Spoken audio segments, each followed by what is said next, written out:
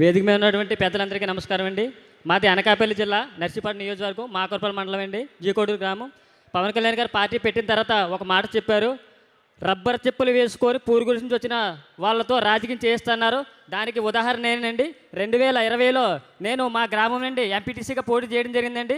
మా తల్లిదండ్రులు కానీ మా తాతలు ఎవరో రాజకీయాలు లేరు, కానీ ఆ పవన్ కళ్యాణ్ గారిని స్ఫూర్తిగా తీసుకొని నేను 2020లో కేవలం నా వెనకాల నాయకులు లేకపోయినా సరే ఒక 15 మంది జన సైనికులతో పాటు ప్రచారం చేసి వాళ్ళ చందాలతో ప్రచారం చేసి నేను ఎలక్షన్లో పార్టిసిపేట్ చేయడం జరిగింది. ఆ ఎలక్షన్లో కేవలం నేను 13 ఓట్లతో మాత్రం ఓడిపోయానండి.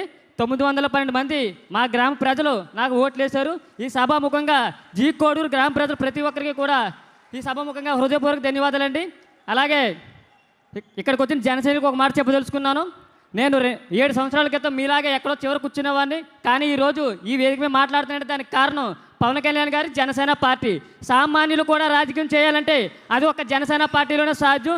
ఈ యొక్క విషయాన్ని ప్రతి ఒక్కరూ గమనించి మన పార్టీ కోసం మీ యొక్క సాయశక్తి ప్రయత్నం చేసి పార్టీని అభివృద్ధి చేస్తాను కోరుతున్నాను. ఇంకొక విషయం ఏంటి, నేను ఓడిపోయిన తర్వాత ఇంటికి వచ్చేటప్పుడు ఒక పెద్ద దారిలో కనిపించాడు. ఏమైంది అని అడిగాడు. ఓడిపోయినా అన్నాను. అంటే ఆయన ఒక మాట అన్నాడు, ఓడిపోయావు 5 ఓట్లు అన్నాడు. 13 ఓట్లు అన్నాను. నీది ఓటమి కాదు, నీ వాళ్ళ రాజకీయ భవిష్యత్తు అంత ఉండదు నీ వయస్సు.